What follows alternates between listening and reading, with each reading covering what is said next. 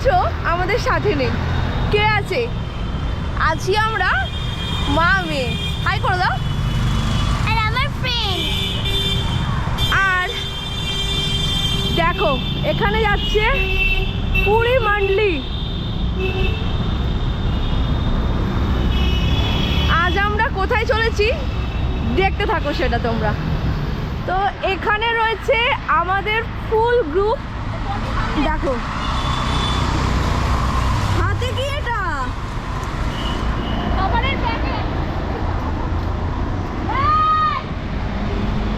আজ আমরা কোথায় যাচ্ছি? আজ চলেছি চিড়িয়াখানায়। বহুদিন পর, বহু বছর পর আজ আমরা চলেছি। মানে আমি লাস্ট বোধহয় মোহর তখন 1 ইয়ার কি 2 ইয়ার ছিল, তখন গিয়েছিলাম। ও তারপর থেকে জ্ঞানত অবস্থায় কোনোদিনও যাওয়া হয়ে ওঠেনি। তো তাই আজকে সমস্ত ওর বন্ধু এবং আমার বন্ধুদের নিয়ে আমরা চলেছি চিড়িয়াখানার উদ্দেশ্যে। চলো দেখতে থাকো তোমরা। এইগুলো হচ্ছে পুরো বাচ্চা মান্ডলি। হাই করে দাও সবাই মিলে একসঙ্গে। টিকিট কাউন্টার থেকে টিকিট কাটা কমপ্লিট হয়ে গিয়েছে। টিকিট রয়েছে এই। তো বড় মানে তুমি আমার সাথে সাথে থাকো। বড়দের রয়েছে 50 টাকা করে আর ছোটদের রয়েছে 20 রুপিস করে, মানে 5 বছরের কম যারা। তো চলো আমরা এখন আপাতত বসে আগে টিফিনটা করব, টিফিনটা করে তারপর ঘোরাঘুরি করব। ঠিক আছে, চলো দেখা হচ্ছে একটু পর।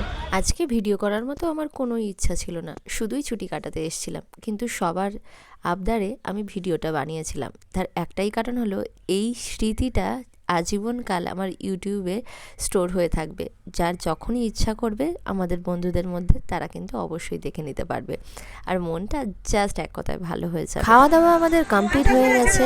এখন আমরা প্রথমেই দেখে নিলাম ক্যাশোরিয়া, যেটা দক্ষিণ পূর্ব অস্ট্রেলিয়াতে পাওয়া যায়। যেটা আমি এই চার্টটা থেকে বলেছি, কারণ প্রত্যেকটা প্রাণীর সাথে সাথে এরকম একটা বাইরে চার্ট মতো করা রয়েছে, সেখান থেকে দেখে সব কিছু তোমরা প্রাণীটির ব্যাপারে জানতে পারো। এরপরে আমরা দেখলাম জায়ান্ট কচ্ছপ, যেটা বেশ সুন্দর। এটাকে তো সবাই জানো, জেড ফর জেব্রা, যেটা বেশ ভালো লাগবে দেখলে। এরপরে এই প্রাণীটাকে তোমরা বুঝতে পারছো কিনা বলতে পারবো না, এটা একটা টাইপস অফ গিরগিটি। আর এখানে তো বাঘ মামা শুয়ে রয়েছে। মোস্ট প্রবাবলি এই সময়টা মানে দুপুরবেলাটা না, সমস্ত প্রাণীরা রেস্ট করছে, তাই অনেক প্রাণীদের আমরা খুব ভালোভাবে দেখতে পাইনি। তো চলো আমি অন্য কোথাও রয়্যাল বেঙ্গল টাইগার তোমাদের দেখতে পেলে অবশ্যই দেখাবো। আর এইখানে দেখো এই যে বগ মামা এখন বসে বসে মাছ খাচ্ছে। এখানে একটা খুব সুন্দর মতো ব্রিজ করা রয়েছে। কেমন লাগছে? ভালো করে বলো। অনেক সুন্দর। এদিকে এসো, এদিকে এসো। সবচেয়ে বেশি ধন্যবাদ জানাবো আমি এই স্যারকে, যিনি খুব সুন্দর করে শান্তশিষ্টভাবে একেবারে জালের একেবারে কাছাকাছি এসে এত সুন্দর করে পোজ দিচ্ছে। সাধারণত সব প্রাণীরাই ঘুমিয়ে রয়েছে, কিন্তু জিরাফ মশাই কিন্তু খুব দারুণভাবে পোজ দিয়ে দাঁড়িয়ে রয়েছে, যেটা দেখলে বেশ ভালো লাগবে। আর এই দেখো ম্যাডাম সিংহি কেমন পায়চারি করছে দেখতে পাচ্ছ। এর ঠিক উল্টো দিকেই রয়েছে পাখির ঘর। এখানে প্রথমেই দেখতে পেলাম ম্যাকাও, তারপরে এটা একটা আর একটা পাখি যার নাম হচ্ছে রেড ব্রেস্টেড টৌকন, যেটা আমি এই লিস্টটা দেখে বললাম। আর এরপরেই এটা এমু পাখি রয়েছে। এর ঠিক উল্টো দিকেই রয়েছে জলহস্তি, যিনি এখন আমাদেরকে পিঠ দেখাচ্ছে। চলো আরও পাখিগুলো দেখে নিই।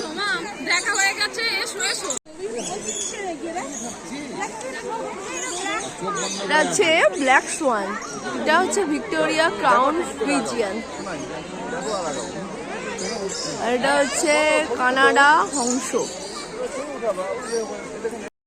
ভিক্টোরিয়া ক্রাউন পিজিয়ন এখন পোজ দিতে কাছে চলে এসেছে, তবে নেটগুলো এতটাই সূক্ষ্ম যা ছবিটা একেবারেই একদম আসছে না, ভীষণ বিরক্তও লাগছে। আর এখানেও বাঘ মামা কিন্তু শুয়ে রয়েছে, কিন্তু আমাদের ব্যাড লাক থেকে গুড লাকে পরিণত হয়েছে, তোমাদের দেখাচ্ছি দেখো। বাঘ মামাও কিন্তু পোজ দিতে কাছে চলে এসেছিল। বাঘমামা যখন র্যাম শোয়ে হাঁটছে তখন হুড়মুড় করে এত জনতার ভিড়, এত ভিড়, মানে ভাবতে পারা যায়নি। যে আমি ভাবলাম যে কী না কী হচ্ছে, তারপরে ছুটে গিয়ে দেখলাম ও বাঘমামা হাঁটছে, র্যাম্প ওয়াক করছে। সেই দেখে আমি তো ফটাফট ক্যামেরা অন করে ছবিটা তুলে নিলাম। কিন্তু এত ধাক্কাধক্কি হচ্ছিল যে কি বলবো। আর এইখানে তো চিতামশাই ল্যাজ নাড়াচ্ছে, দেখতেই পাচ্ছ। শীতকালে নিজের পরিবার পরিজনের সাথে একটা দিন ছুটি কাটানোর জন্য আইডিয়াল প্লেস কিন্তু এই চিড়িয়াখানা। দেখতেই পাচ্ছ খুব সুন্দরভাবে ম্যাপ দিয়ে কিন্তু গাইড করা রয়েছে, তোমরা হারিয়েও যাবে না, আর সমস্ত প্রাণীদের খুঁজে পাবে। খুব ভালো লাগবে এই একটা দিন ছুটি কাটানোর জন্য, এবং বাচ্চাদেরও কিন্তু খুব ভালো লাগবে। যে জিনিসগুলো তারা বইয়ের পাতায় পড়ে এসছে আজ সেগুলো তারা নিজের চোখে দেখতে পাবে। দেখতে পেলে সজারু দেখলাম, এটা হচ্ছে হায়না, আর এইখানে রয়েছে আলটিমেট সাদা বাঘ। ওহ কি দারুণ লাগছে দেখতে। দেখো সবাই দেখো ক্লান্ত পরিশ্রান্ত অবস্থায় কি রয়েছে, মানে খাবার দাবারের ব্যাগ বয়ে বয়ে আর জাস্ট পাচ্ছে না, মানে এরকমই হয়ে যাচ্ছে পুরো। লাগছে পা ব্যথা বড্ড করছে না? হ্যাঁ জোরে জোরে বলো, খুব পা ব্যথা করছে? এই কেমন লাগছে? ভালো। শ্রুতি কেমন লাগছে? আর পা ব্যথা বড্ড করছে তো? হ্যাঁ কার কার পা ব্যথা করছে? তো পা ব্যথা করেনি? ওরে বাবা, বসে পড়েছি খেতে। আর আজকের মেনুতে কি কি আছে জাস্ট দেখে নাও তোমরা। রয়েছে ভাত, রয়েছে ফ্রাইড রাইস, চিকেন কষা, ভেজিটেবল চপ, আর রয়েছে স্যালাড।